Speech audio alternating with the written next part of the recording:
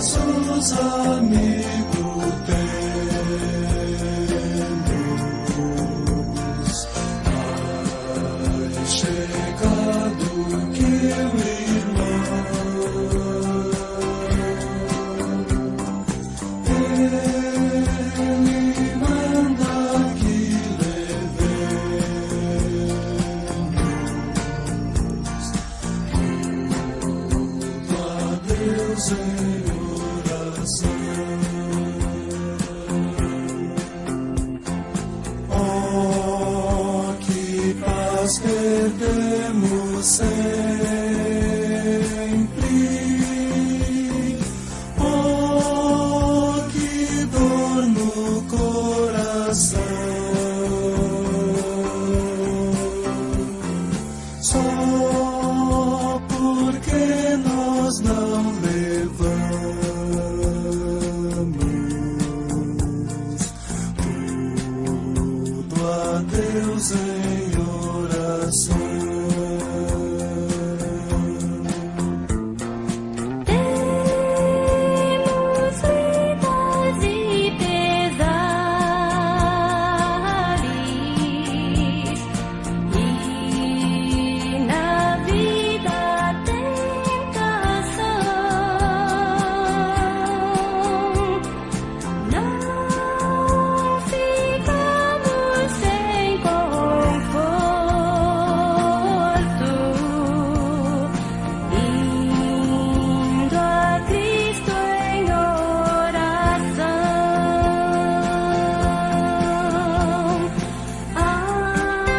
Haverá outro amigo de tão grande compaixão,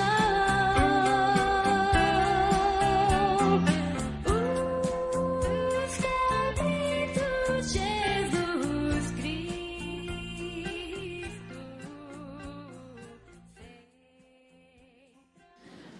Bom dia, graça e paz do Senhor Jesus esteja com cada um dos irmãos. Hoje a nossa EBD será uma aula magna, né? Nós planejamos, sempre que a gente tiver esse café da comunhão, né? Nós teremos uma aula magna, onde nós traremos um convidado especial para ministrar uma aula para nós aqui, ao invés de termos as classes como de costume.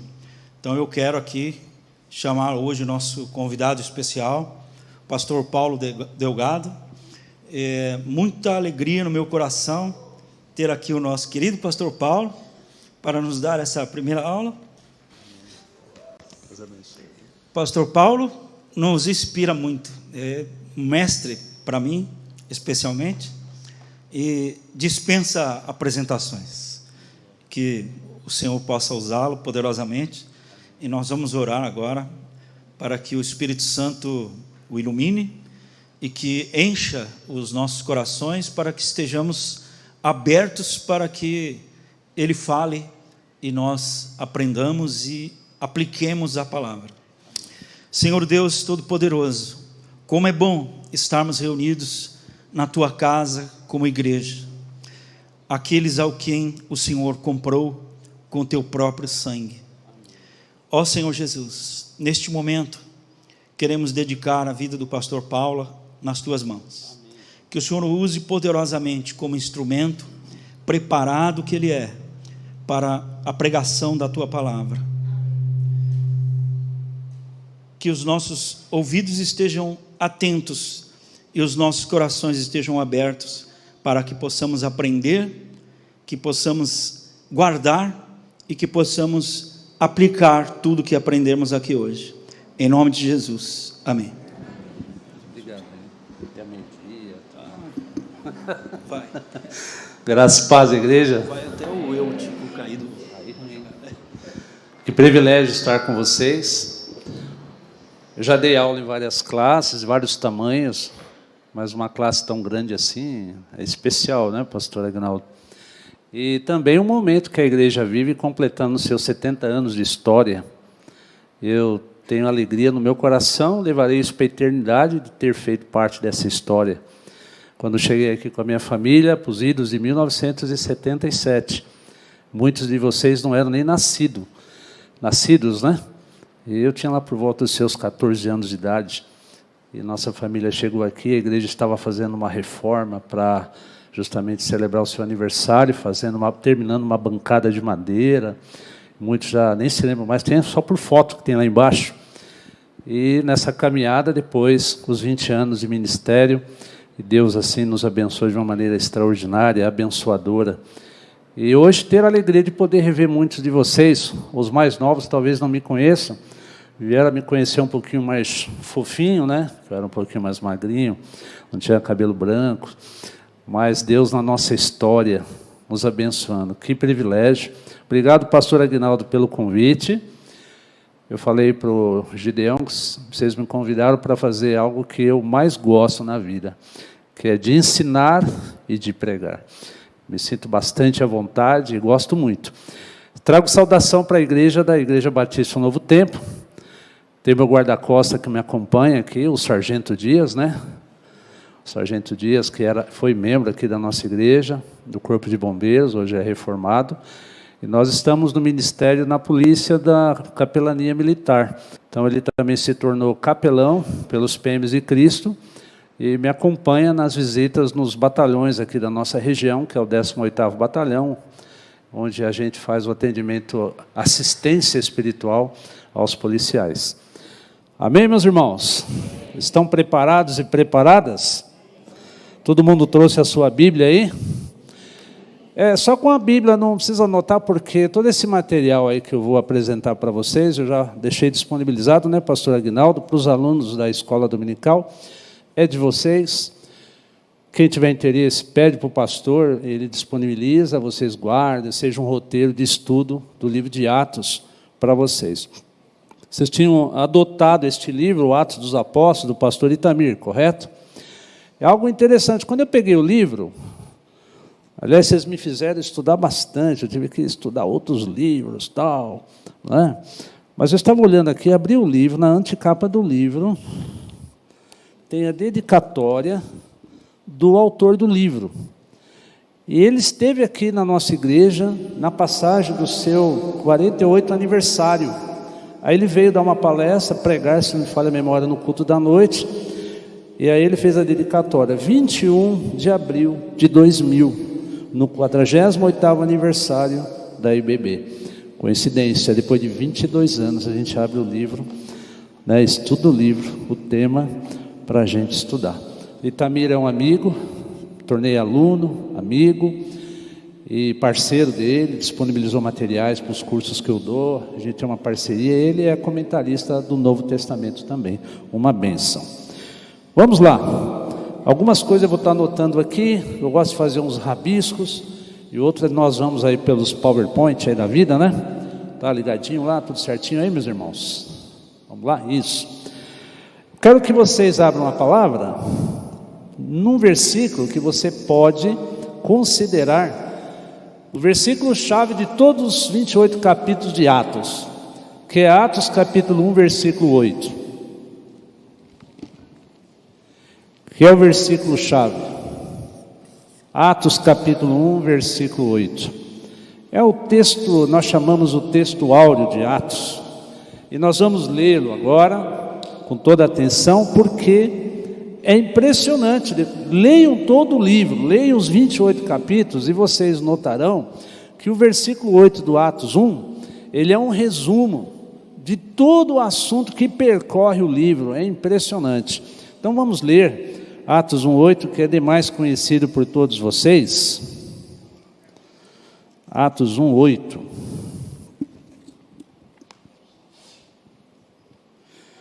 Conhecem, né? Eu vou pedir, compartilhar, um aluno, uma aluna, fique de pé e leia esse versículo para nós, pode ser? Alguém com voz bem profética aí, fique de pé e leia. Pode ler, irmão Juvenal.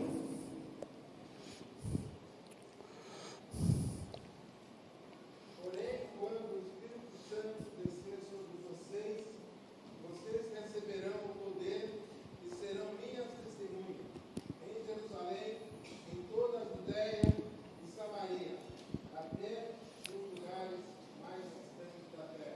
Amém? Obrigado, irmão Juvenal. Receberão poder. O poder de quem? Poder de Deus. Desce sobre a igreja. E vocês, ao receberem o poder, quando? No momento em que o Espírito Santo descer sobre vocês, e serão minhas testemunhas. Importantíssimo entender isso, para compreender todo o livro de Atos. Que a igreja foi uma testemunha de Jesus em todos os lugares que foi chegando e se desenvolvendo. Mas antes de prosseguir, vamos orar ao Senhor mais uma vez, tá bom? Querido Pai, nosso Deus, que privilégio estarmos estudando a Tua Palavra. Ela nos enriquece, ela nos fortalece, ela nos dá instrução, ela nos dá direção. Abençoe os alunos dessa escola, Pai, da escola bíblica, alguns talvez pela primeira vez, mas aqueles que já têm o costume de estudar a Bíblia, Senhor, sejam renovados nessa manhã. Teu Espírito Santo, ó Pai, desfaça todas tipo de reservas, de resistências que há no nosso coração com relação à Escritura. Dá-nos vida, paz através dela, e que a caminhada da igreja seja cada vez mais sólida e abençoadora. Em nome de Jesus. Amém. Amém, irmãos? Vocês completaram 70 anos de história. O livro de Atos é um livro de história. É a história da igreja. Como a igreja começou, como a igreja se desenvolveu, como a igreja foi penetrando em várias regiões de todo o mundo de então e chegando até hoje. O livro de Atos, nós vamos aprender aí, dá aí esse slide para vocês. Ele tem duas partes praticamente. Vocês que vão estudar vão perceber isso. A primeira parte, que vai do capítulo 1 até o capítulo 12, e depois do 13 até o final, 28. São duas partes praticamente bem distintas dentro deste livro. E na primeira parte, vocês vão notar que a narrativa de Lucas, o escritor Lucas, o médico Lucas, vou falar um pouquinho dele, sobre ele como escritor, ele mostra nessa primeira parte que Jerusalém era o quartel-general da igreja, onde tudo começou, onde tudo se disparou, as iniciativas, os apóstolos estavam lá em Jerusalém, e o personagem principal é o Pedro, o apóstolo Pedro. Os estudiosos, eles questionam muito se é uma temática discutida sobre o tema do livro de Atos, ou o nome do livro de Atos. Porque Atos dos Apóstolos se aparece praticamente, são dois personagens principais que discorrem todo o livro. Na primeira parte é o Pedro, na segunda parte é o Paulo. Então, alguns estudiosos acham que o nome foi incorreto, porque não se fala de todos os apóstolos, mas de dois praticamente. Mas as evidências mostram que está correto. A maior parte concorda que o livro está correto com o nome de Atos dos Apóstolos. Há uma outra corrente que entende que o nome do livro mais correto seria Atos do Espírito de Jesus Cristo. Porque em todas as páginas dos 28 capítulos demonstra o quê? A ação do Espírito Santo através da igreja e na igreja. Então o nome mais certo do livro seria Atos do Espírito Santo. Mas fechou-se no Atos dos Apóstolos. Os dois nomes estariam muito bem próprios, se fosse Atos do Espírito, porque vocês vão perceber, durante todo o transcorrer do livro, que é o Espírito Santo, conduzindo a igreja, abençoando a igreja, dando direção para a igreja, instruindo a igreja, é o Espírito Santo a força motivadora da igreja. Amém? Nós temos nessa primeira parte, o centro é Jerusalém. Na segunda parte, o centro é Antioquia. Até certo momento, vocês vão perceber, até o capítulo 12, tudo transcorre a partir de Jerusalém. E você sabe que o registro histórico demonstra e mostra-nos que a igreja, no seu início, era composta de judeus conversos, chamados também dos helenistas. Então a igreja começou com os judeus praticamente, e até certo ponto eles entendiam, não faziam tanto a diferença se a igreja era judaica ou ela era cristã. Os judeus até certo ponto eles não entendiam a diferença, eles achavam que o cristianismo era uma sequência do judaísmo. E aí, então até Pedro inclusive se deixou se levar um pouco por isso, até que Paulo chegou na parada e houve uma boa distinção, clareamento sobre essa ideia. E Por isso que eles estão concentrados em Jerusalém. De Jerusalém eles começam o desenvolvimento da igreja, a expansão da igreja. Pedro é a figura principal e eles estão de Jerusalém em direção a Samaria ou a Samária. Há uma palavra recebida pelos judeus da pátria, ou seja, essa igreja muito geneticamente judaica.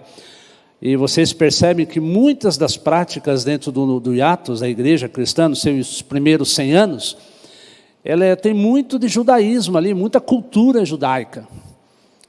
Escolheis, pois, 7 homens que cheios de sabedoria. O número 7 para os judeus era um número simbólico. Muitas das práticas, ideias, estavam dentro de uma roupagem judaica, até que depois, historicamente, foi passando o tempo e houve, então, o entendimento que judaísmo é judaísmo, cristianismo é cristianismo. E Paulo ajudou muito nisso, estruturou a doutrina da igreja e deu um clareamento sobre isso. Nós temos a prisão de Pedro e nós temos também ali um último aspecto, um juízo sobre Herodes. É muito interessante se destacar historicamente que nos primeiros 100 anos, ao tempo da igreja pelo Império Romano, estava sob o jugo do Império Romano, os romanos não perseguiram a igreja. A maior perseguição e resistência à igreja foram dos judeus, principalmente do Sinédrio. Você se lembra o que é o Sinédrio? Alguém se lembra o que é o Sinédrio, os estudantes da Bíblia? O que era o Sinédrio? Hã? Não entendi, pastor Samuel. Um tribunal. Era composto por quem o Sinédrio? Jesus foi levado para o Sinédrio, na casa de Caifás. E lá estava o Sinédrio para julgar Jesus. O Sinédrio era um grupo de anciãos, 70 homens compunham o Sinédrio.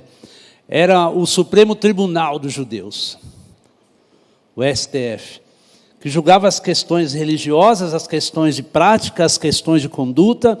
Estava no poder do Sinédrio. Como esse Sinédrio perseguiu a igreja?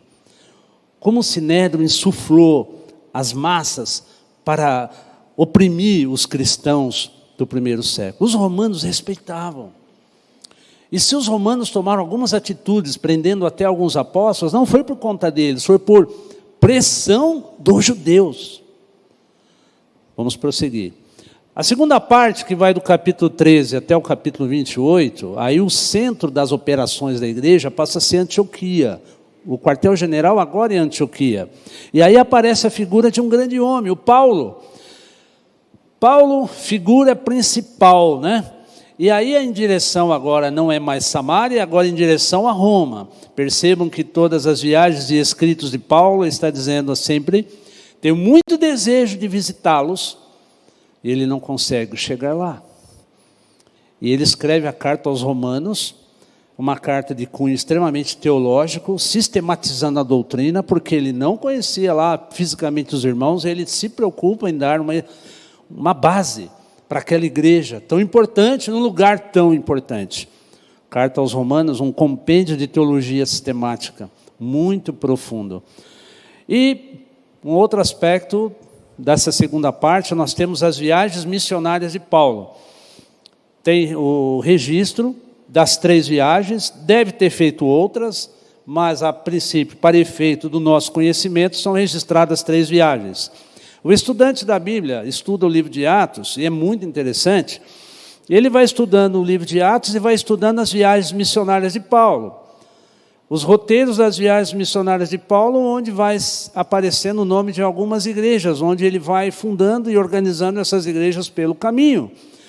E você vai estudando e percebendo as igrejas, Tessalônica, Éfeso, Filipenses, ou Filipos, são frutos das viagens missionárias de Paulo, e onde ele vai passando, ele vai organizando essas igrejas, viagem de ida, viagem de volta, fortalecendo a igreja, os irmãos, e instituindo liderança para essas igrejas. Amém? O livro de Atos, eu disse, é um livro de cunho histórico. Se ele é um livro de cunho histórico, tome muito cuidado em usar o livro de Atos para se construir doutrina. Nós temos uma tendência de ler a Escritura e já estabelecer alguns pontos doutrinários. O propósito do Lucas, que escreveu tanto o livro de Atos, vocês sabem, como escreveu o Evangelho de Lucas, vamos observar aqui para vocês prestarem atenção, como que ele começa o Evangelho de Lucas. Alguém pode, por favor, ler o Lucas e eu vou ler o Atos.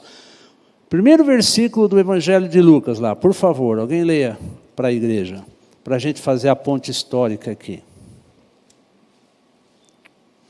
Principalmente o versículo 3, Lucas 1:3, vamos lá.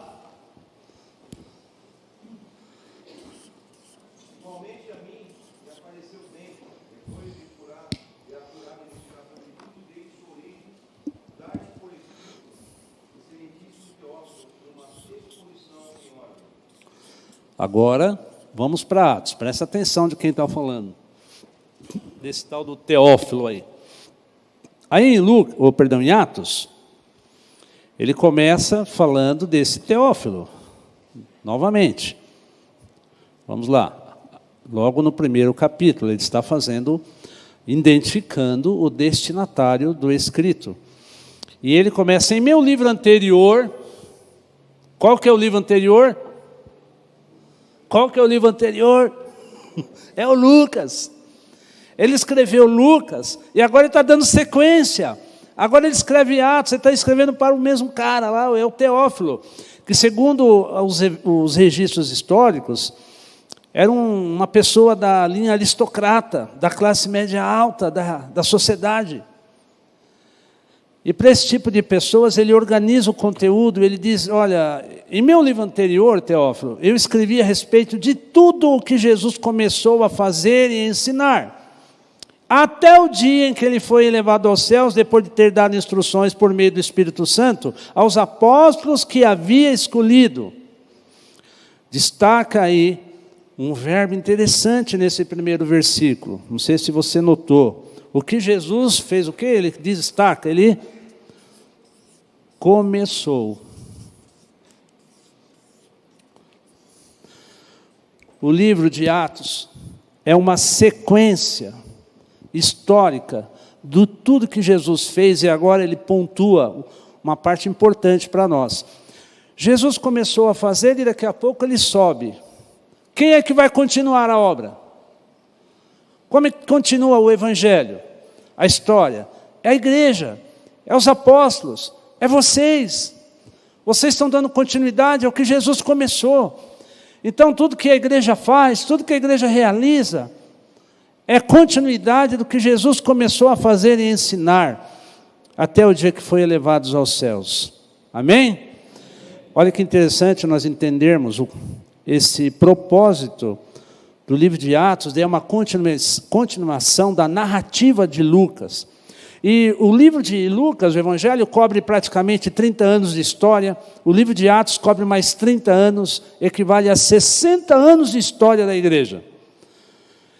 E você sabe que todos os escritos dos evangelhos não contêm tudo do que Jesus fez, mas uma grande parte.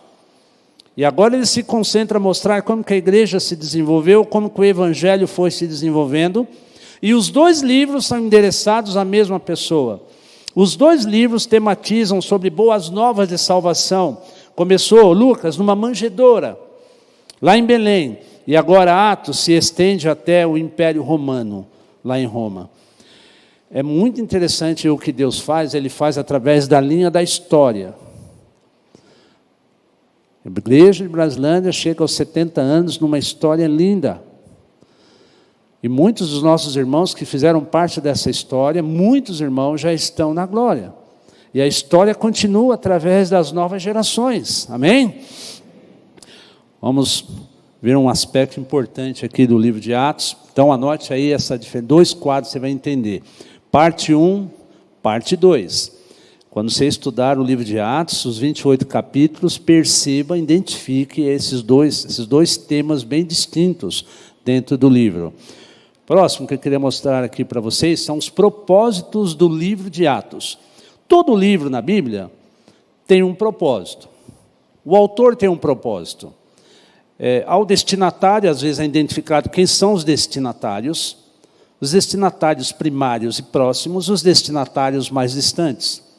Mas o autor escreve e compõe o seu conteúdo sempre para atingir um propósito. Vamos tentar enxergar alguns propósitos do livro de Atos que vai ajudá-los dentro dos estudos que vocês desenvolverão aí dentro do livro do professor Itamir.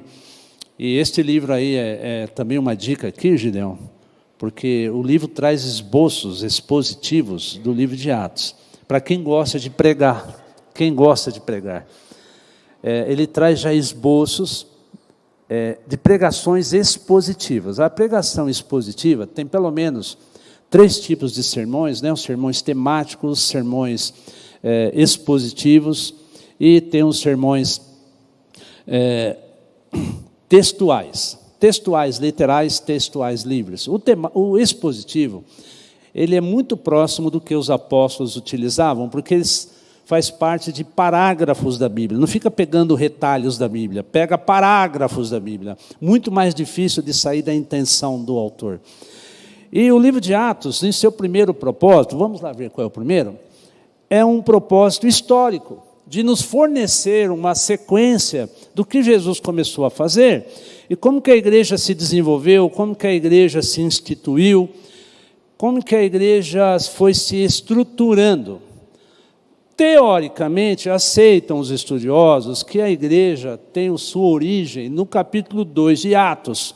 É o dia do famoso... esse livro 2 de Atos dividiu muitas igrejas. O livro, capítulo 2 de Atos, ele simplesmente dividiu, separou doutrinas, igrejas que creiam de uma maneira no livro capítulo 2 e outras que entendem de uma outra forma.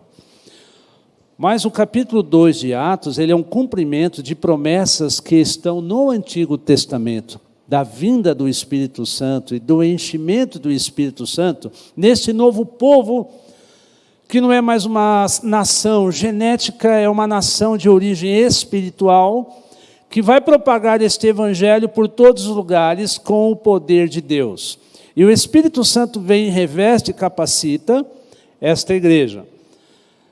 Esse fenômeno de Atos capítulo 2, nós não podemos agora, vocês vão fazer isso, né? Ficar em capítulo, mas só porque esse capítulo ele é muito discutido em todo o livro de Atos, a questão da descida do Espírito Santo em falar em línguas, e aqui é glossolalia, são línguas inteligíveis, e não é a língua do Espírito ainda que está sendo tratada. Para mostrar ao mundo que o Evangelho de Jesus é para todas as pessoas e para todos os povos. Eu me recordo aqui, nesse púlpito, quando a igreja celebrou o seu 50º, nós convidamos o pastor Ed Renekiewicz, não sei quantos se lembram, e o Ed Renekiewicz estava aqui pregando, e depois nós trouxemos um bolo para ele e a Silvia, a sua esposa, cortar o bolo aqui em cima. E o pastor Ed René começou a mensagem com o texto usado para a organização da nossa igreja em 21 de abril de 52. E ele falou uma frase baseada nesse livro de Atos maravilhosa, uma frase que se eternizou, que o Evangelho é o abraço de Deus no mundo. É um abraço de Deus no mundo. O Evangelho é para todos os povos, amém? O Evangelho é para todas as pessoas. Você acredita nisso? É isso que o livro de Atos demonstra, o capítulo 2, esse evento da descida do Espírito Santo, do chamado Pentecoste, que deu origem à doutrina pentecostal.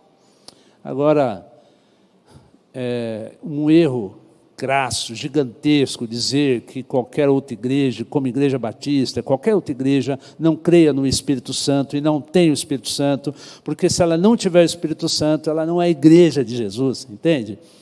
É um erro absurdo. Vamos lá, essa questão histórica, justamente, que faz essa ponte, mostrando como que a igreja se desenvolveu, como que a igreja está caminhando, e sobre a direção do Espírito Santo ela está se firmando. Amém? Preste atenção que o livro de Atos não tem como cunho principal a construção de doutrinas, mas muitas vezes denominações fazem a leitura de textos com perspectivas doutrinárias e eclesiásticas. Tome cuidado. Os leitores da Bíblia sérios têm que ir à Bíblia e deixar a Bíblia falar o que ela está falando, respeitando o seu contexto histórico, social, político, religioso até, e não construir ideias e procedimentos que nós achamos encaixar no texto, o que é muito perigoso. Um outro objetivo do livro de Atos, além do histórico, é o doutrinário. Opa, como assim? O Lucas era médico. E tanto o Evangelho de Lucas quanto o livro de Atos são os dois livros que são escritos num estilo gramatical da língua grega, dos mais refinados que tem de todos os outros livros. Porque Lucas é um médico, é uma pessoa letrada, e é um grego extremamente polido. A língua que foi escrita no Novo Testamento é o chamado grego koiné, que é um grego que na época era um grego popular, que as pessoas falavam. O grego que se usa hoje na Grécia não é esse grego do Novo Testamento. Então, você pode aprender grego, tem cursos para aprender o grego, para você fazer interpretações do texto, mas não é o grego que você vai falar lá na Grécia hoje. Diferente do hebraico. O hebraico que você aprender aqui no Antigo Testamento é o hebraico que você vai falar em Israel. E eu fiz uma tentativa de aprender a falar o hebraico, tem um curso na PUC, tem na USP de curso livre. Aí na primeira aula a professora chegou falando só em hebraico. Shalom, eu falei, peraí, irmão, vamos falar bom dia aqui pelo menos, boa noite, né, meu? Vai falar desse jeito, eu não entendi nada. E só tinha que falar em hebraico, só em hebraico. E é uma língua linda, né? Um pouco difícil para nós, porque ela não tem vogais, sinais massoréticos, e a construção da gramática é um pouco complicada, né, pastor? Mas se alguém aqui dos irmãos se aventurar a estudar, a igreja só tem a ganhar. Né? E você, quem sabe, vai ser um intérprete do texto do Antigo Testamento. Né? E é muito fácil. Quem gosta aqui de línguas originais? Levante a mão. Hoje eu pensei que era metade da igreja, só tem uns 3. Peraí, bicho. Brincadeira. Oxa. Então vamos aprender a primeira frase, vocês vão aprender a primeira frase da Bíblia no Gênesis agora, hein? Estão preparados? Eu vou falar uma vez e vocês repetem e vão chegar em casa, se não lembrar de nada que eu falei, aprendi a primeira frase da Bíblia. Bereshit bara Elohim. Deu? Criou Deus os céus e a terra. Vamos lá. Bereshit bara Elohim. Pronto, aprendi o hebraico.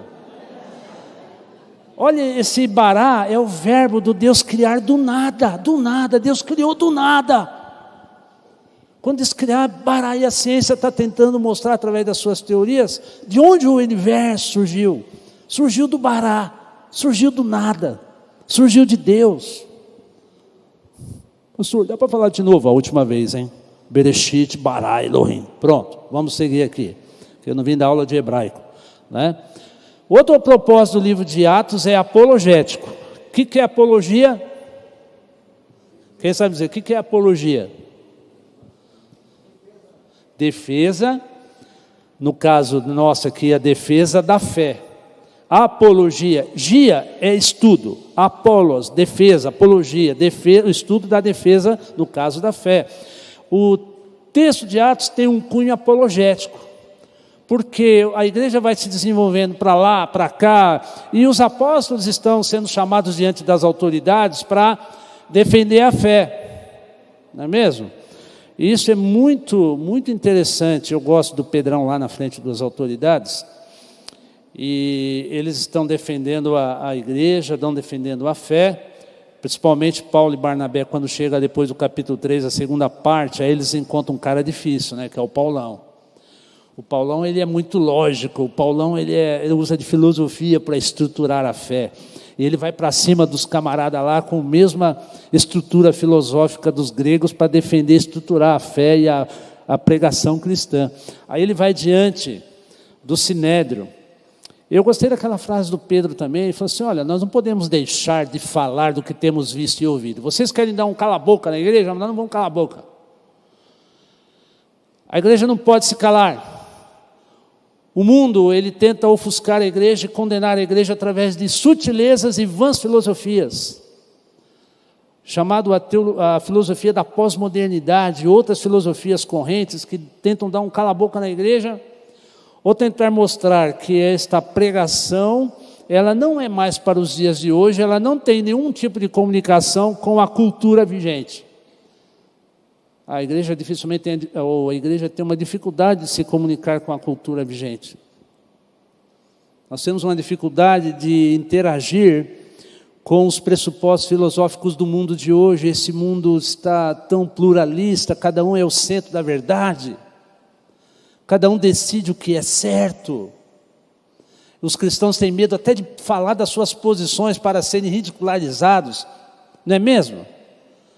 Há temas aí que, igreja, não é bom falar nisso não, senão o pastor pode ser até preso. Então, Pedro foi preso, não achou nem um pouco ruim nisso, ainda evangelizou toda os policiais, a guarda lá, né, da prisão.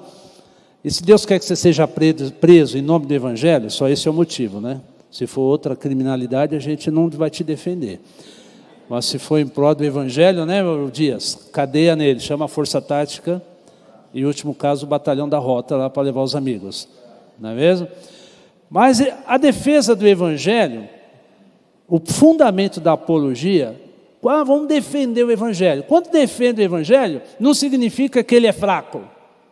Significa que tem heresias rondando a igreja, tem ensinos falsos, tem ideias, chamadas ideias sutis, nos púlpitos e principalmente na igreja midiática. Esse tempo de pandemia, pastor, muitos irmãos se tornaram membros de igrejas midiáticas. Eles assistem os pastores dos canais de TV famosos e eles estão construindo sua doutrina, suas vidas baseadas em tanta bobagem, com todo respeito. Se prega fora da Bíblia, se fala coisas que as pessoas gostam, porque é uma mensagem para os dias de hoje, mas ninguém abre a Bíblia, ninguém explica um texto, usa a Bíblia como pretexto, abre a Bíblia e foge da Bíblia e volta só para finalizar. É normalmente essa tendência. E nós temos um sem número de irmãos nossos sendo cristãos, entre aspas, baseados. Eu assisto, sim, irmão, faz tempo que eu não te vejo aqui na igreja. Não, pastor, eu estou assistindo lá o fulano, não vou falar nenhum nome. Eu não perco um culto dele. Nossa, cada culto. Aliás, eu dou até oferta. Nem dá o dízimo na igreja, mas dá oferta lá. Não é chamado nem de membro, é chamado de associado. Se nem bíblico é, associado quem? Sou cooperador. Tem uns nomes que não são bíblicos e vocês precisam ser bíblicos. Sejam criteriosos. Eu não quero isso para a minha vida, essa bobagem, essa coisa ridícula, essa água com açúcar, que não leva a nada. E tem muitos irmãos nossos sendo conduzidos dessa maneira. É uma teologia do imediatismo, resolve meus problemas aqui e agora. Quero me livrar da doença, quero me livrar dos problemas financeiros, quero me livrar de um casamento ruim, quero me livrar de filhos complicados. Mas não lê a Bíblia. Tem preguiça de estudar, tem preguiça de entender que a Bíblia fala de processos na vida através do discipulado, tem que ralar. Tem que ser confrontado. Lá a igreja da TV é gostosa. Eu ouço uma mensagem, toco uma musiquinha e desligo, beleza, passo para o Fantástico. Passo para outros canais, aí até para o futebol. Maravilhoso essa igreja. Essa igreja não cobra. Essa igreja não olha para mim. Essa igreja não está face a face, não tem um pastor pegando meu pé. E a vida aí, irmão, tá beleza? Aliás, a tendência hoje dessa modernidade é ninguém tem nada a ver com a minha vida. Os jovens, eu vi os jovens, tem uma frase dos jovens que diz assim, nada a ver, nada a ver. Isso não tem nada a ver, né? O pai fala uma coisa, nada a ver, mãe, nada a ver. Que é isso? O pastor lá está pregando, sei o quê, nada a ver, meu, vou para outra igreja. É assim, geração do nada a ver. Não é assim, Isaac? Você não, né, filho? Dá licença, deixa eu tirar isso aqui. Vamos lá, geração do nada a ver. E tem tudo a ver. O outro propósito aí do livro de Atos, pai, não posso esquecer, senão me empolgo aqui, é biográfico. O Lucas, ele concentra a narrativa a partir aí de dois personagens no livro de Atos. A primeira parte é o Pedrão e depois é o Paulo. Um dia eles se encontram e tem uma treta entre os dois. Né? Rapaz, eu queria estar naquela reunião lá, Almeida. O Paulo e o Pedrão, e o Pedrão defendendo a circuncisão, que era o lastro da pregação judaica. Entendiam que a circuncisão era uma maneira de ser aceita por Deus, de ser santo, de ser perfeito. Aí o Paulão chega, ô Pedrão, que mensagem louca é essa aí, mano? Isso aí que é o evangelho? E ele confrontou o Pedro. Aí o Pedro entendeu, ó, o evangelho não tem mais a ver com circuncisão, vocês estão pregando judaísmo. O evangelho de Deus é o poder de Deus para a salvação de todo aquele que crê e nos libertou de qualquer amarra de jugo religioso. Amém? De todo o jugo religioso. Aí o Paulo desce além, instrui a igreja, escreve Colossenses 2. Leia Colossenses 2, as igrejas precisam reler a Bíblia, reler Colossenses 2, que Paulo diz assim, eu adoro aquele texto. Não se sobrecarregueis com vã sutileza, tipo assim, não toqueis nisso, não toca naquilo, não come aquilo outro, que isso aí é sinal de pureza. Cristo já nos libertou disso. Mais legal, ele escreve aos Gálatas, e ele fala para a igreja assim, olha, fala o seguinte, esse evangelinho aí que vocês estão vivendo, não é o evangelho que eu ensinei não, é outro, e está cheio de gente com outro evangelho, não é o original, porque num minuto a igreja se perde pelo outro, não é verdade? Sim ou não? Vocês estão aí? Então tá bom, deixa eu mostrar aqui. Esse Gálatas aí, fiz uma série de mensagens em Gálatas, acho que faz uns 20 anos aqui. Aí a gente vai ficando velho, tudo é anos agora, 10, 20.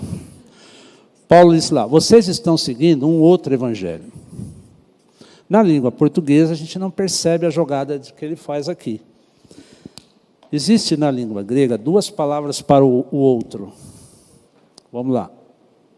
Fugindo um pouquinho de Atos aqui, né?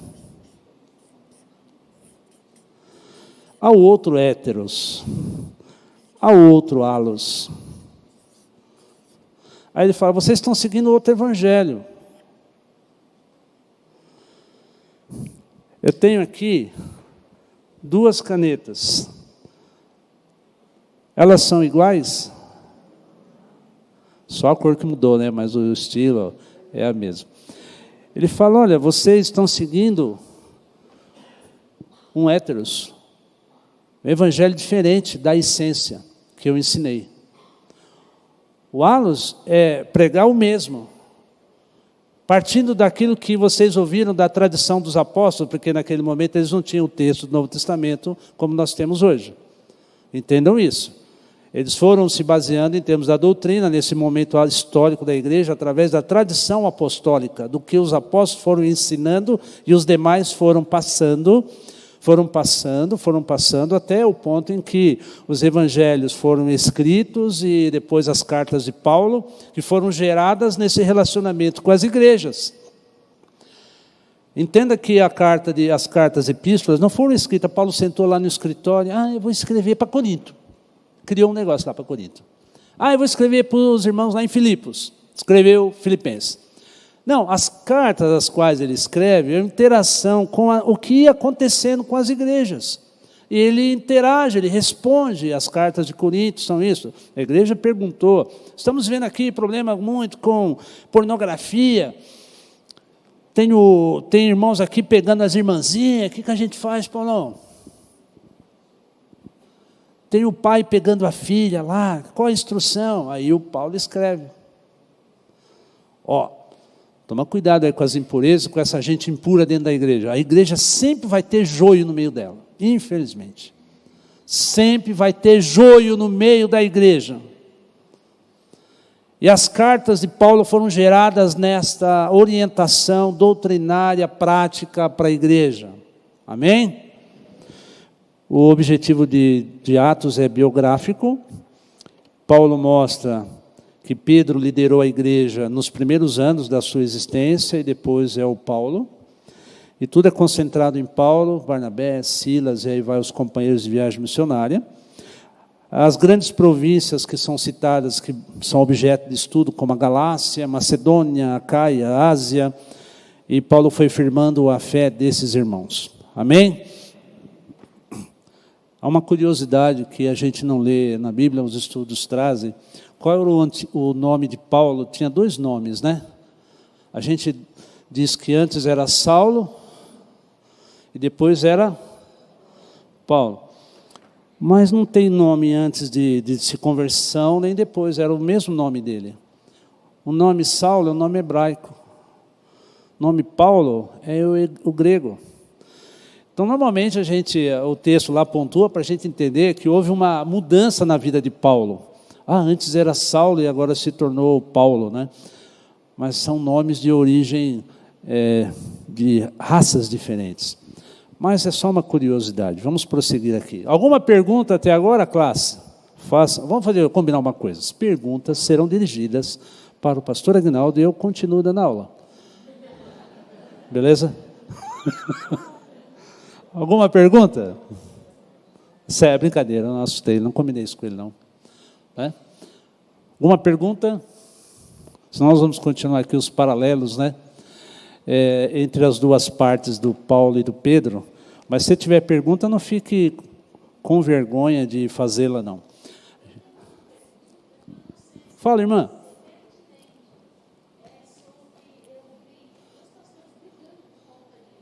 Qual?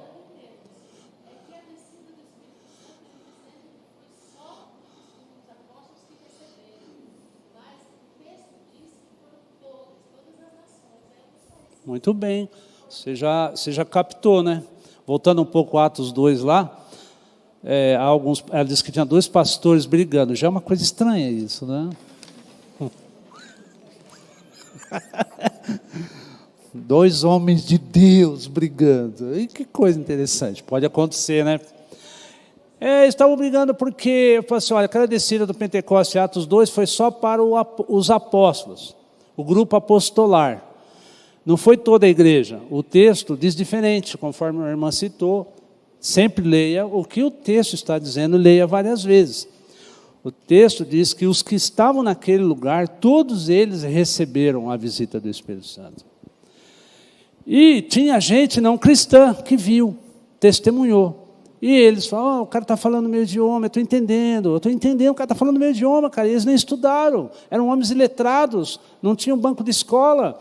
E eles estão falando um idioma novo, que no meu idioma siríaco, que eu estou entendendo, árabe. Para Deus mostrar que Ele usa a igreja, é o poder de Deus. Deus usa a todos, pessoas simples, pessoas que se disponibilizam em suas mãos para serem usadas. E essa questão das línguas ali, para mostrar que o Evangelho é universal, é para todos os povos. Amém? Muito bem, irmã, aí hoje não é o assunto, né, sobre pneumatologia. Sabe o que é pneumatologia? A doutrina do Espírito Santo. A palavra Espírito Santo no grego é pneuma, né? Então, pneumatologia é o estudo do Espírito Santo. Aí entra em teologia sistemática, se deve ser sistemática 4, se eu não estou enganado. Sistemática 3 é soteriologia, sobre a doutrina da salvação. E quando se estuda a doutrina do Espírito Santo, com certeza se passa por esse texto. Lembrando que o Lucas, ele não está construindo um compêndio de teologia sistemática, ele está numa perspectiva histórica e mostrando como a igreja se desenvolveu. Ele não está construindo uma teologia do Espírito Santo, embora todo o livro de Atos tenha o Espírito Santo como protagonista. Muito interessante se distinguir isso, tá bom? Vamos lá, eu estava ali nesse quadro do paralelo entre as duas partes. É um paralelo muito interessante, vou passar rapidinho, porque eu quero me concentrar nos 5 fundamentos que Atos desperta hoje para nós. O Pedro, vamos fazer o seguinte, cada um lê um, para ser rápido. Ali na coluna do Pedro, cada aluno lê um, vai, vamos lá, preparado? Pedro. Segundo. Terceiro, vamos lá rapidinho, irmãos.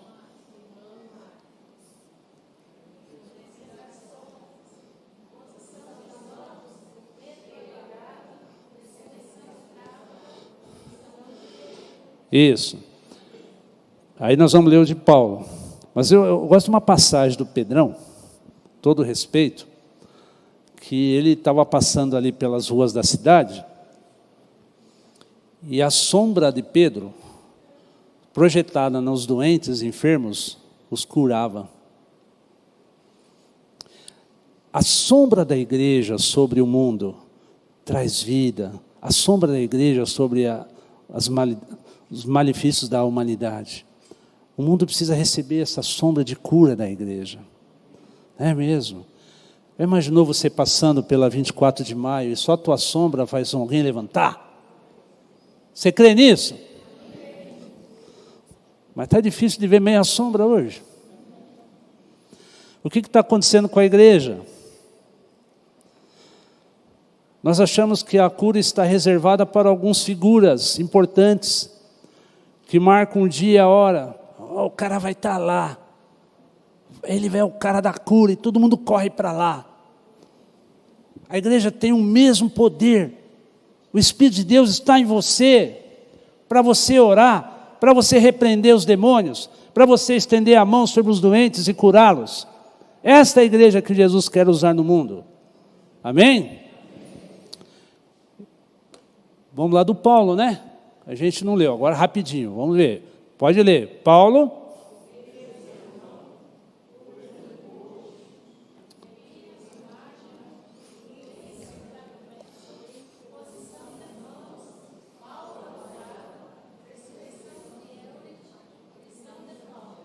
Isso, do Eutico lá. Você sabe, né, o Gideão citou o Eutico aqui para mim.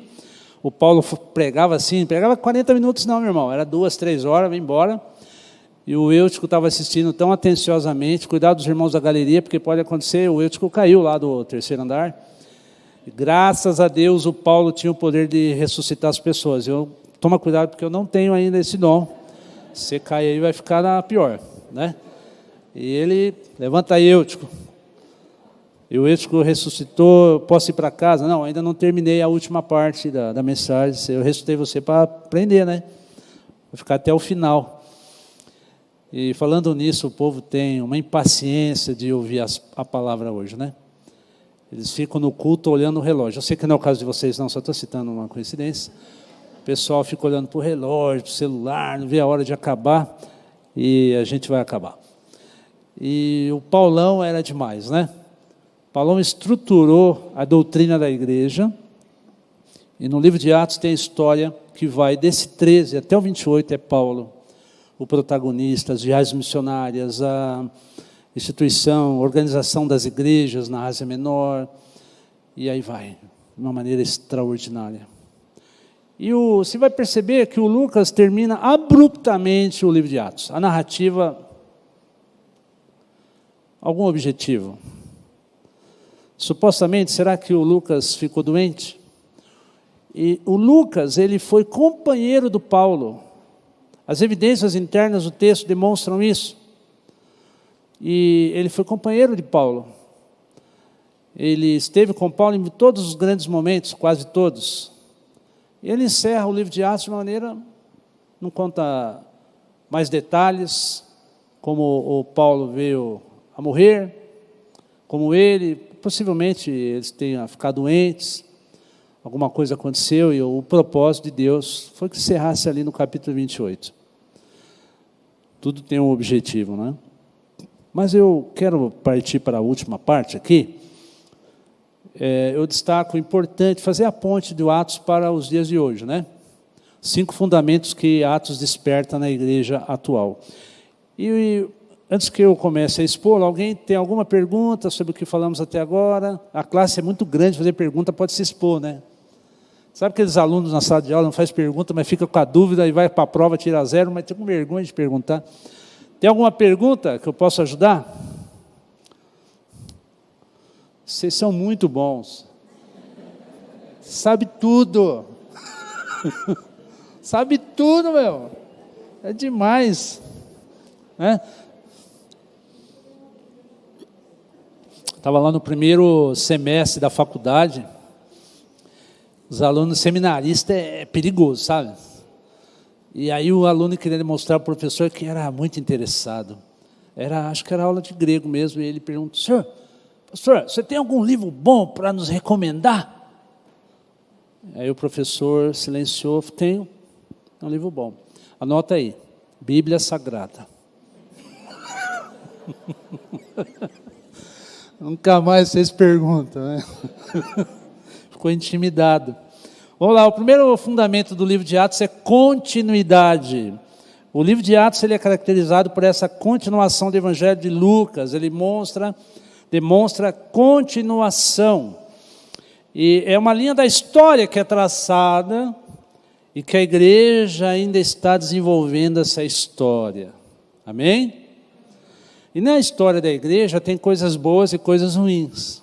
Tem coisas que nos alegramos e tem coisas que nos decepcionamos. Faz parte da história. O livro de Atos, vocês fizeram certo, vocês assim, tomaram a decisão correta. Porque o livro de Atos ele é um livro de transição. Ele faz a transição dos evangelhos para as cartas. O livro de Atos faz a transição da ponte da história. E vocês estão fazendo uma transição agora, chegando aos 70 anos. A história começou com o irmão Francisco, a irmã Helena Rocha, que já testemunharam. Muitos jovens aqui não conheceram o Francisco e a irmã Helena Rocha, os fundadores da igreja, que nos idos de 48 vieram morar na Brasilândia, vindos lá da Igreja Batista da Água Branca. O irmão Francisco Rocha com problemas pulmonares, problemas de... Enfim, a Brasilândia não era a cidade que é hoje, ela é cheia de mato, árvore. Ele falou: vai lá para um lugar lá para você respirar melhor. Ele veio parar aqui. Mas o coração do casal, ele pulsava por evangelismo. E aí eles começaram a igreja na casa deles. Isso lá, 48, 49, quando chegou em 52, a igreja de Água Branca, vamos organizar uma igreja lá. O José estava aí já, José Mostrelina, nessa época aí? Estava por aí, né? Na Brasilândia. E organizou a igreja. E a história continua. Eu trabalhei com os dois em várias congregações, principalmente Laranjeiras. Os mais jovens, a história da igreja é cheia de coisas interessantes. Eu era seminarista, a gente ia lá para Laranjeiras, onde é a igrejona da Laranjeiras lá, que foi pastoreada por filho desta casa, o pastor que tem um nome lindo, o pastor Paulo Roberto da Silva, pastoreou a igreja, né? Mas só que nós chegamos lá, e o irmão Francisco e a irmã Helena, vamos lá para a congregação. E ele tinha um Fusca gás. Mas não era gás que é hoje, né, esses gás, era botijão de gás mesmo, né? Aí o Fusquinha que a gente ia, eu chegava na Laranjeira, que estava às 11, assim. Cheguei lá, irmã Helena, chegamos, estamos aí. Quando não parava em um boteco na estrada, o irmão Rocha, que foi a irmã Helena, que foi Rocha? Acabou o gás. Você pegou? É muito legal. E a gente ficava lá visitando os irmãos. Era um povo muito pobre, naqueles morros, cheio de bandido. O Rocha gostava de evangelizar bandido, ô Rocha. A igreja precisa se estruturar, né? Vai pegar para bandido agora, vai maneira aí. Os bandidões lá do bairro.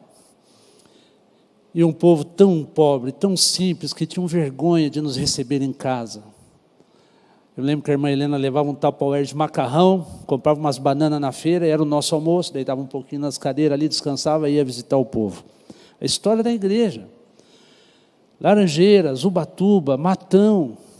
Quem já foi para Matão? Você conhece Matão? Né? E quantas congregações algumas deram certas, outras não. Mas a história da igreja, 70 anos, tem muita igreja organizada pela Brasilândia. Amém? Tem a igreja lá da praia, lá, Ubatuba. Vamos lá para Ubatuba. E eu não esqueço, cheguei lá com o pastor Josias, o falecido pastor Josias. Quantos conheceram o pastor Josias? O senhor Josias. Josias, como eu, assim, baixinho.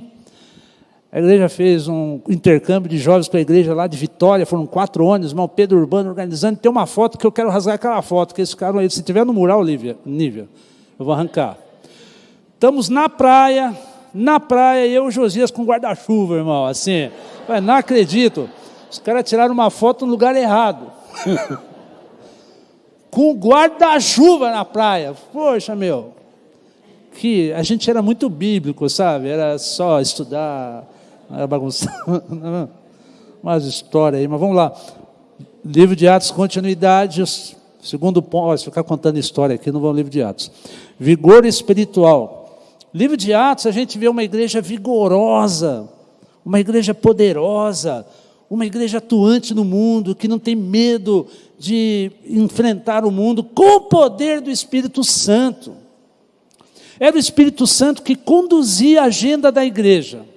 Anote isso. Era o Espírito Santo que conduzia a agenda da igreja. As igrejas hoje, elas dependem muito, em certo sentido, de planejamento estratégico. Os pastores correm para o congresso aqui, correm para o congresso lá, como eu também já fiz muito, tudo isso, por isso que eu estou falando. Tem algo novo aparecendo no mercado aí, vamos ver se que a gente conhece para trazer para a igreja, algo que vai ser bom, vai bombar, vai dinamizar o ministério da igreja, vai lá, conhece uma metodologia que a maioria das vezes está vindo da América do Norte ou da Europa, que não tem muito a ver com a nossa cultura, com o nosso jeitão de ser. Aí o pastor chega na igreja, irmãos, tem uma coisa nova aí para vocês. Aí os irmãos, de novo, vem o pastor com essas ideias. Caramba, de novo, o pastor está animado. Aí não é mais isso não, peraí, agora é outra coisa. Mas a igreja de Atos, ela só tinha um programa, era viver na dependência do Espírito Santo.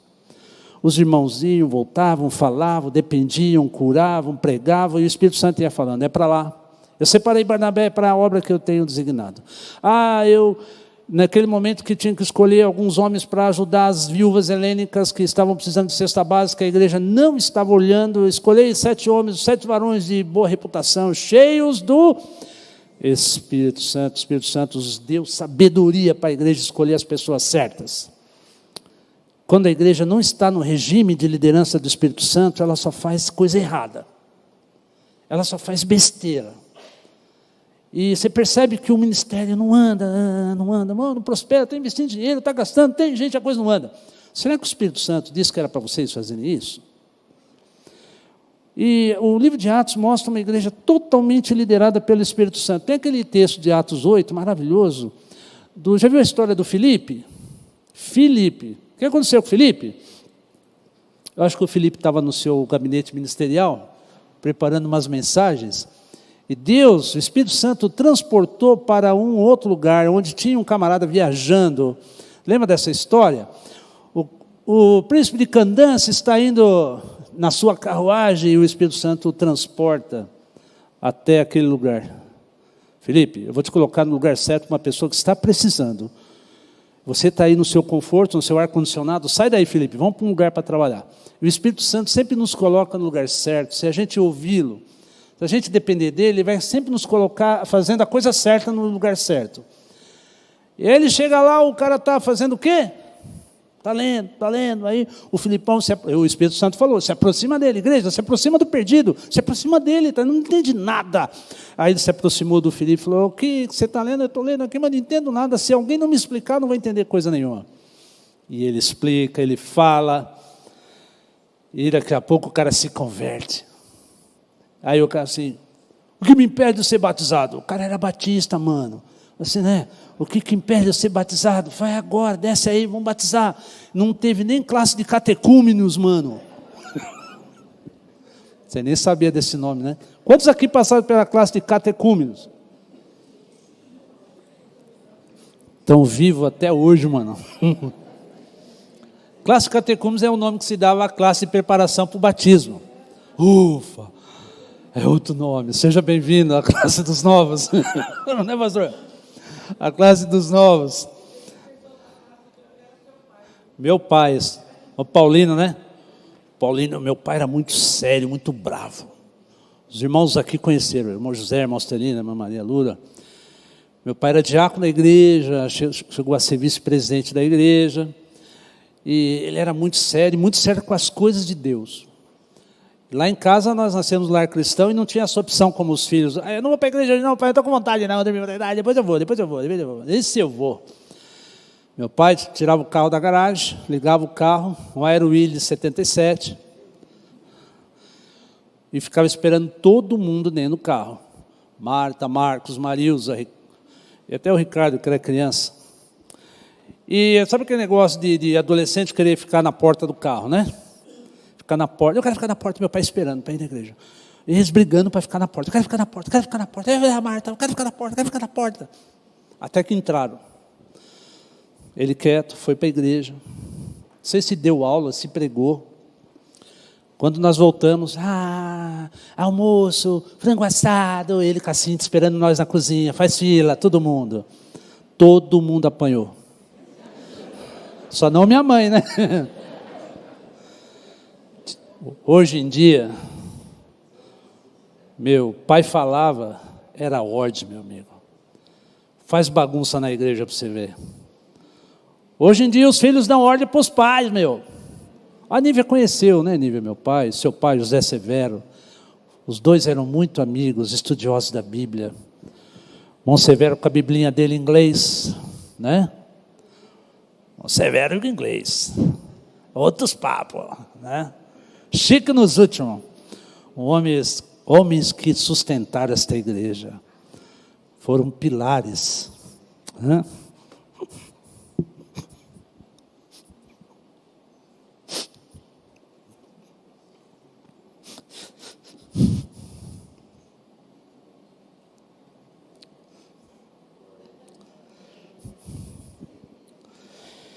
Não é fácil.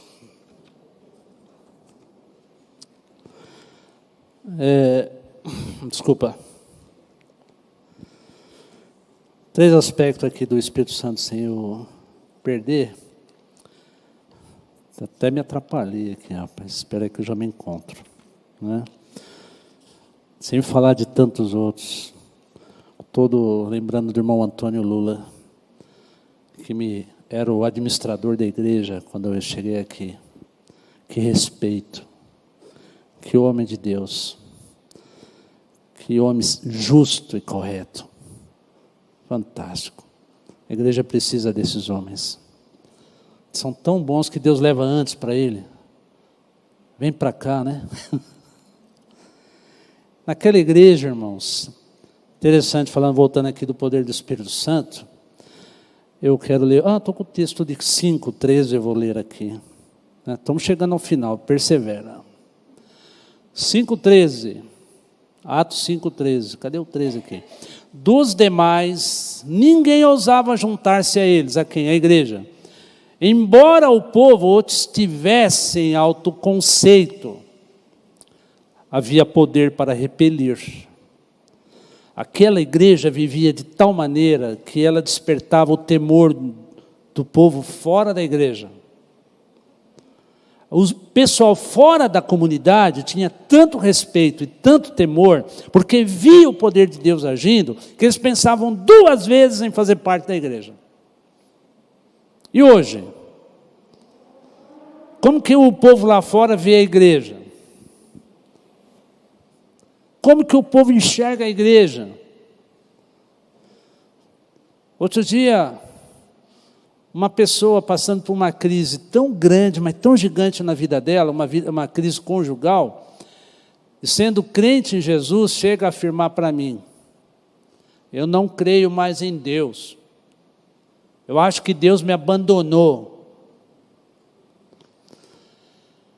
Eu fiquei com tanta raiva dessa afirmação que eu falei, espera um pouquinho. Quem te abandonou não foi Deus, foi teu marido. Deus não abandona ninguém.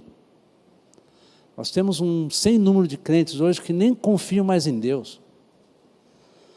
Estão nas igrejas com suas Bíblias, mas duvidam do poder de Deus. Como que o mundo vai ver a igreja?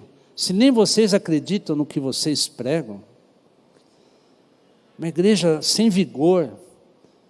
Uma igreja sem unção. E eles estão observando, não é o que a igreja tem, seus recursos, seus aparatos técnicos, é a vida que nós levamos. Que tipo de vida nós levamos? Quando chegamos na rua ou no apartamento onde nós moramos, aí o povo diz assim, olha lá, o mais briguento do prédio é o crente, cara chato. Não é, tomara que não seja isso. Na rua onde você chega, vai estacionar, a rua está cheia, todo mundo brincando, daqui a pouco todo mundo vaza. Deixa o crente estacionar. Quando ele entrar para casa, a gente sai de novo. Muitas vezes os mais críticos, os mais chatos. Não era assim. A igreja primitiva, uma igreja onde o poder de Deus fluía e o povo via o poder de Deus na vida daquela igreja. Não porque ela cantava bonito, que ela tinha um coral, coisas assim. A vida dos irmãos era cheia do Espírito Santo. Outro aspecto, havia poder para atrair. O capítulo 5, 14, é algo que todas as igrejas invejam. Eu invejo isso. Capítulo 5, 14 diz que, em número cada vez maior, homens e mulheres criam no Senhor, eles eram acrescentados, de modo que o povo também levava os doentes às ruas e os colocava em camas e macas, para que pelo menos, no caso aqui, a sombra de Pedro se projetasse sobre alguns enquanto ele passava. Havia esse poder da igreja, e as pessoas, eu quero ir para essa igreja, eu quero fazer parte desse povo. Onde o poder de Deus é manifestado, onde o poder de Deus é visto. Amém? Estou concluindo, calma. Parei no vigor espiritual ali, os padrões de fé. Nós somos informados aqui por Lucas qual era a dinâmica espiritual daqueles irmãos, como eles viviam. Como aqueles dois pastores que brigaram lá, que a irmã citou, existe uma briga teológica em que olham para o livro de Atos e que enxergam no livro de Atos um modelo para a igreja de hoje, ou seja, tem que repetir o que a igreja fez lá, como Atos capítulo 2, não era essa a ideia de Lucas. Lucas, ao escrever o livro de Atos, ele não tem o objetivo de deixar um manual para as igrejas, tipo assim, façam como nós. Porque hoje é assim, irmãos. Um pastor começa a ter sucesso no ministério, a igreja começa a bombar, 3, 4, 5 mil pessoas. Daqui a pouco, o que acontece? Escreve um livro. Como eu cheguei até agora. Aí todo mundo, tem que ser assim, esse é o caminho. Para de escrever manual para os outros, porque cada igreja é um jeito, cada igreja é uma cultura, cada igreja tem o seu jeito de ser. Pode escrever um livro, né? Testemunhando do que Deus fez. Né?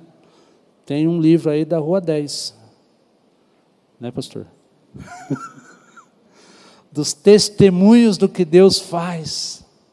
Maravilhoso, isso nós precisamos escrever. Agora dizer para os outros irmãos, vem aqui, nós vamos ter um congresso, nós vamos ensinar vocês como fazer. Nós estamos chamando o Espírito Santo de burro. Porque o Espírito Santo faz o que nós não podemos fazer, ele ensina cada igreja, cada liderança. Se o buscar, Senhor, aqui o negócio está feio, a parada aqui está parada mesmo. Nos ensina a sair do lugar, o Espírito Santo vai mostrar. É que muitos de nós, eu me incluo como esses líderes, muitas vezes achamos que nós temos toda a inteligência do mundo, todos os recursos do mundo mentalmente para fazer a igreja andar. E não somos nós que fazemos a igreja andar, é o Espírito Santo, com seu poder, com sua graça, com sua sabedoria. E tentar resolver problemas com sua inteligência vai dar mal. Vai dar, como os jovens falam, vai dar ruim. Vai dar ruim. E o padrão do Espírito Santo aqui, só para ir para o final. Poder na igreja. A igreja falava com intrepidez. A igreja vivia com intrepidez. Não tinha vergonha de falar de Jesus.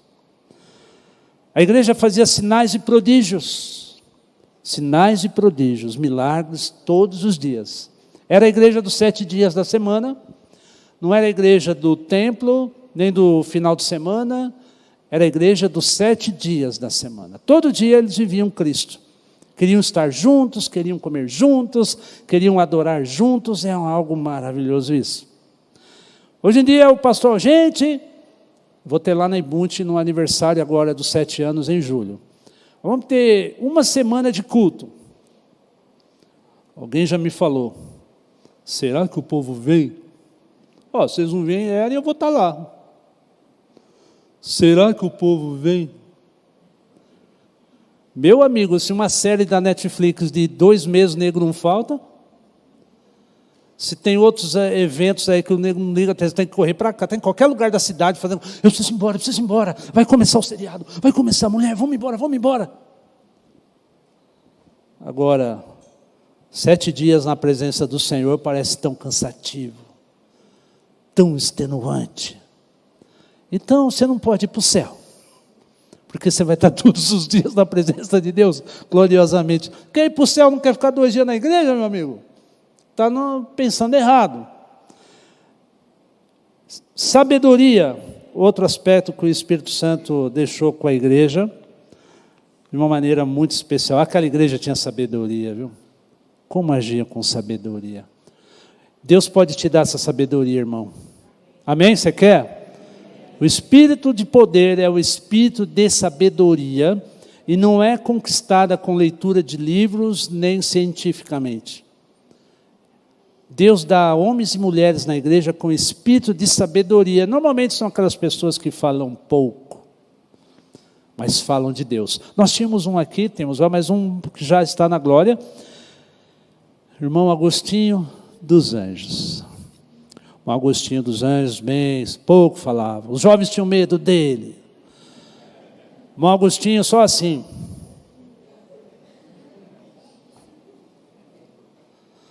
Mas quando falava, na reunião estava complicada, estava tensa. O irmão Agostinho falava de Deus. E o negócio esfriava. Deus precisa de gente assim na igreja. Normalmente a gente fala demais em casa, fala demais no trabalho, gera confusão. E ainda nos desculpamos. Não, eu sou assim, tenho que falar, senão não fico bem. Você vai falar um monte de bobagem para ficar bem. Só que deixa o outro mal, né? Fale da parte de Deus, irmão. Palavras que abençoem, palavras que edificam, palavras que promovam a paz num mundo tão conturbado. As pessoas estão tensas, as pessoas estão preocupadas, as pessoas estão muito aflitas. Tenha palavras de Deus para elas. Amém? Acho que é o último aqui. Vocês não estão me aguentando mais, deixa eu ir para o último aqui, né? É a adversidade. Se é algo que Atos mostra, que a igreja aprendeu a viver com a adversidade. Não é mesmo? Vocês vão ler isso, vão estudar isso. Há uma tendência hoje por parte de uma teologia e de uma igreja que ela quer se livrar de problemas. Nós temos igrejas totalmente construídas a partir de libertar problemas dos outros. Passei aí num lugar, eu devia ter tirado a foto. O Dias gosta de tirar foto. Se você estivesse comigo, você teria tirado a foto. A placa da igreja, tipo assim, vamos resolver os seus problemas. Eu falei, caraca, mano, eu preciso conhecer esse pastor, bicho. Nós vamos resolver os seus problemas. Nem o evangelho promete isso. Pelo contrário, se você seguir Cristo, você vai ter problemas. Vai ou não vai? Vai ter muitos. E a igreja do livro de Atos é uma igreja que se envolve em adversidades e ela supera adversidades. É uma igreja da superação. Prenderam os seus líderes, estão lá na prisão. E que texto lindo, a igreja perseverava na oração. A igreja não foi buscar os advogados, com todo respeito aos advogados. Mas a igreja não consultou os advogados enquanto os apóstolos estavam presos. Ela colocou os joelhos no chão. E ela orava intensamente. E as portas do cárcere se abriram, porque a igreja orava. Acho que é a última coisa que a igreja faz hoje. Os cultos de oração são os mais vazios, menos concorridos. Uma irmã procurou o pastor, estou com problema, meu filho, eu não sei, pastor, está fora da igreja, eu fiquei sabendo que ele está usando drogas. E o pastor ouvindo, irmã, vou te falar uma coisa, ore a Deus essa semana. O quê? Só isso? A maioria dos crentes acha que é só isso, diminuindo o valor da oração. Não é só, é tudo isso, é o essencial.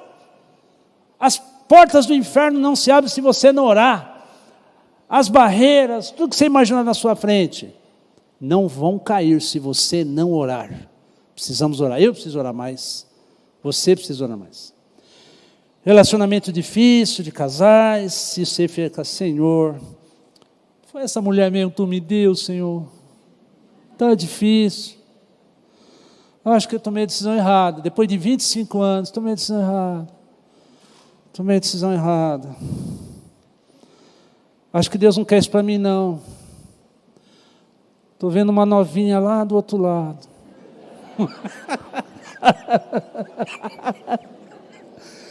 Acho que é de Deus. Palhaço. Ora para Deus te mostrar quem você é, rapaz. Não é mesmo? Teu coração duro, precisa se converter. E vocês aí, jovens, escolha a pessoa certa orando, viu? Achar que ela é bonitona, toda escultural, menina que abafa, está dentro dos padrões de beleza. E um menino bombado, cheio de músculos, tudo aquelas camisetas, né, Almeida? Aquelas camisetas para mostrar os músculos, assim, tudo cheio de tatuagem. O cara é fera, mano. Boné virado. E as meninas, acho que é de Deus. É de Deus, mano. Passa um ano e já estava reclamando para Deus. Meu Deus do céu. Mas vamos para Atos aqui que eu me empolguei para terminar. Um aspecto importante do livro de Atos é esperança. O livro testemunha como o povo da aliança peregrinou, iniciou sua jornada com tantas adversidades, manteve-se firme, a despeito de tudo que passaram, e se firmaram no nome que dava-lhes esperança. E eu quero terminar lendo esse texto de 3:17. 3:17. Gideão, não passei da hora não? Está bem? Você está olhando feio para mim assim? Está dando horário? 3:17. 3:17. Presta atenção à esperança dos irmãos de Atos. Agora, irmãos, eu sei que vocês agiram por ignorância, bem como seus líderes, Pedro está falando. Mas foi assim que Deus cumpriu o que tinha predito por todos os profetas, dizendo que o seu Cristo haveria de sofrer. Arrependam-se, pois, e volte-se para Deus, para que os seus pecados sejam cancelados, para que venham tempos de descanso da parte do Senhor, e Ele mande o Cristo, o qual lhes foi designado, Jesus. Pedro está aqui num foco escatológico. O povo da aliança é o povo realmente escatológico, é um reino escatológico. Ora, Cristo te deu refrigério. Ele mande Cristo, o que foi designado, o descanso da parte de Deus. Ele não fala sobre descanso, está se referindo a descanso de trabalho aqui, mas esse descanso eterno com a presença do Senhor. Amém, igreja?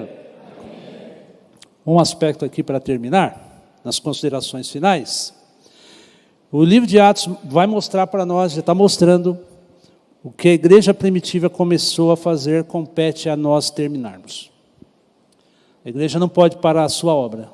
Repete aí comigo, irmãos, a uma só voz. A igreja não pode parar a sua obra. E aí a gente vê alguns irmãos, estou cansado, já trabalhei muito para Deus, agora eu vou tirar umas férias do Senhor. Já dei muito para o Senhor, agora é hora de eu descansar. Se você não quiser fazer, Deus levanta outro que faz. Se você falar, não vou, Deus levanta. Lembra do Jonas? O profeta fujão? Se você não quiser fazer a obra dele, Deus vai pôr outro no seu lugar. Depois você não reclama. Porque a oportunidade é para todo mundo. Quer fazer, venha. Tem oportunidade para todos. Ô, Almeida, estava esperando essa foto até agora. Tirou uma foto. Por favor, vou mostrar para a Vânia lá que eu não estive aqui, filho. Ah, obrigado, meu irmão. Você é 10. E fazer a obra de Deus. Muitos querem hoje a bênção de Deus, mas não querem servir ao Deus da obra. Sirva a Deus, meu irmão. Você não sabe quanto tempo de vida você tem. Nós tivemos lá na igreja o irmão Rogério, se converteu. Ele era músico profissional, tocava na noite, depois agora tocou para Jesus, tocava uma guitarra, invejavelmente. Todo mundo na hora do louvor estava esperando o Marcos olhar para ele e falar, agora é com você. Fazia cada solo, meu amigo. Que eu falava, aquela guitarra fantástica. E aí, prematuramente, a Covid o pegou. E um domingo de manhã, estou acordando, me preparando para ir para a igreja e toco o telefone. Pastor Paulo, a esposa, vamos para o hospital, que os médicos querem conversar com a família. Aqui no Penteado, fomos lá. O médico saiu da sala, falou, você é o que dele? Sou o pastor dele. Você é o quê? Eu sou a esposa dele. Infelizmente, fizemos de tudo para salvar o Rogério. E ele não conseguiu sobreviver. 3 paradas cardíacas à noite. E Deus levou o Rogério. Foi um baque para todos nós. E ele estava ensinando música para os mais jovens, ensinando para os pequenos, dando aula de violão, de guitarra. E Deus o levou. Você não sabe quando Deus vai te levar? Sirva a Deus, irmão, o quanto você puder, e faça de todo o seu coração. Não desista, não desanime. Não fique olhando para os outros, como a gente faz, né? Comum. Aquela igreja só tem nego chato. Queria cantar no louvor lá, mas aqueles caras lá são muito top. Não tem vaga para mim. Eu acho que... eu vou ficar na minha mesmo, melhor. Um dia você vai comparecer perante o Senhor e o Senhor vai falar assim, por que você ficou tanto na sua? Por que você ficou tanto na sua e não fez nada para mim? Mas é você com Deus, entendeu o recado? O livro de Atos, para concluirmos, é um livro que nos ensina, a igreja, a depender do Espírito Santo. Recebereis poder. A palavra é dunamis, é pólvora. É a palavra que originou-se pólvora. Pólvora é poder. E quando a pólvora explode, coisas acontecem. Amém? Outro dia um amigo nosso, pedreiro, falou assim, o senhor é da polícia? Eu sou capelão da polícia. O senhor não consegue um pouco de pólvora para mim? Eu falei, para que você quer pólvora? Para me pôr na espingarda. Cara, eu vou lá, mas eu não fico com essa ousadia de ficar pedindo munição lá. É para pôr na espingarda para fazer umas caças lá no norte. Tem esse costume, né? As garruchas que chamava lá, cheio de pólvora e pegava. Mas esse tempo acabou. Alguma pergunta para a gente concluir? Senão vou ficar aqui, irmãos, olha. Horas a fio. Irmão Wilson. Sim. Obrigado.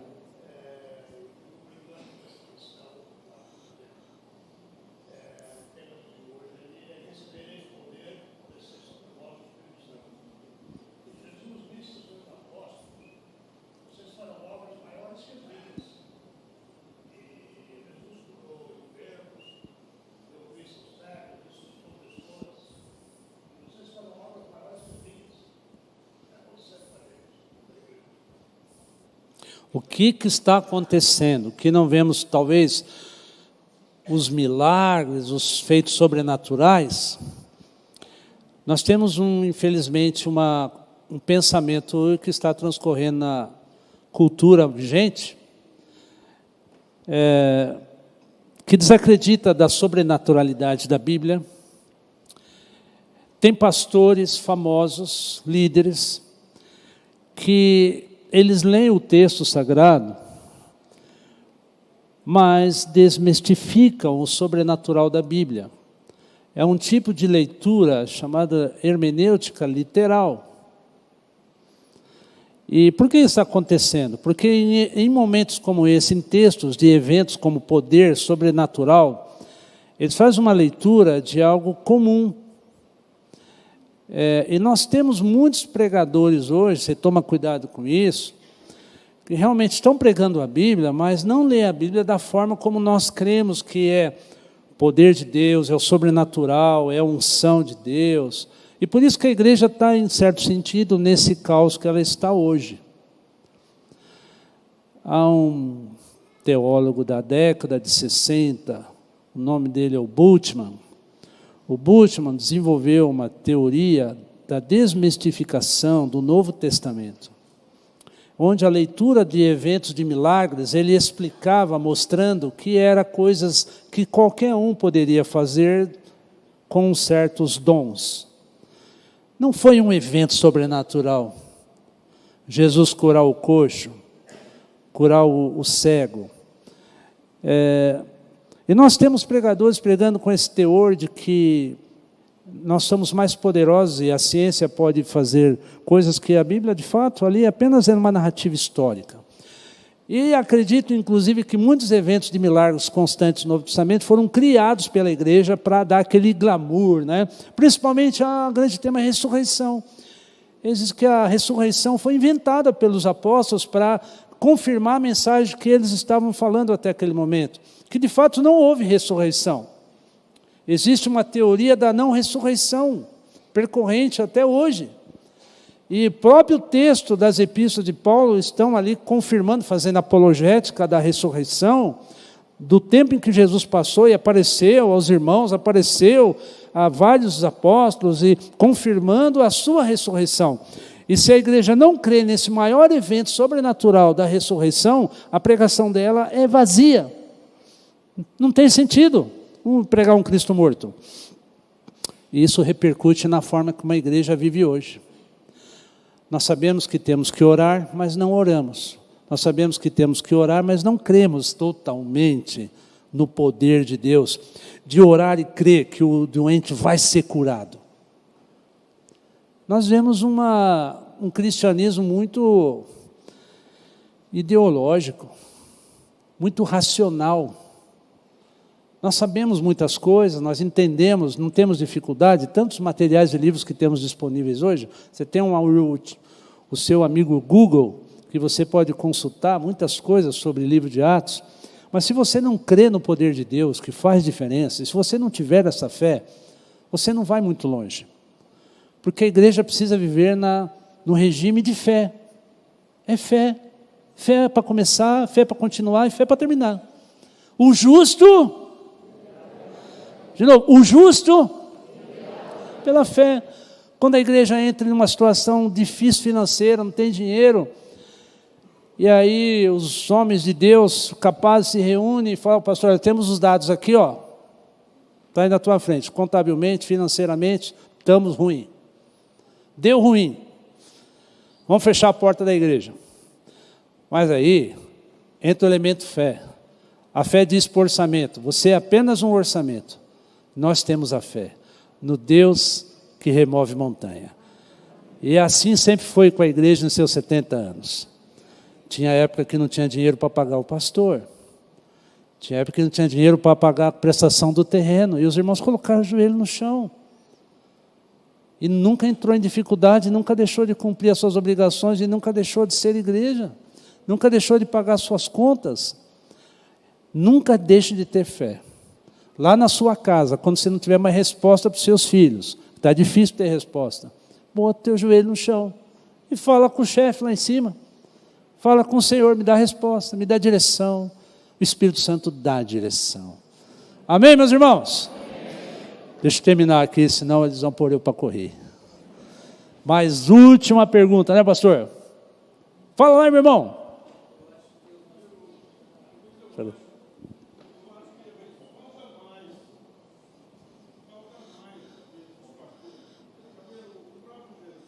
Sim.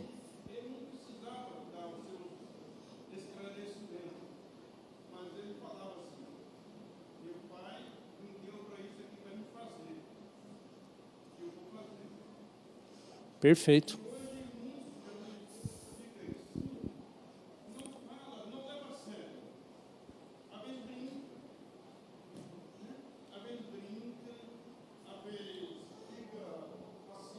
Dúvida. Sim.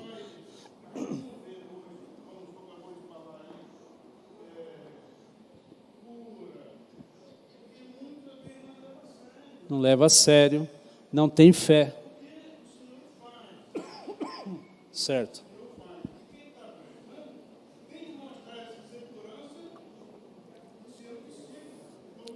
Isso. Perfeito. A questão é, o Deus do tempo dos apóstolos é o mesmo Deus hoje? Olha o que você está respondendo, hein? O mesmo Deus da igreja primitiva é o Deus de hoje, da igreja? Então o poder é o mesmo. Pastor, é para descer? Você ia falar? Sim, finalizou. Tá bom?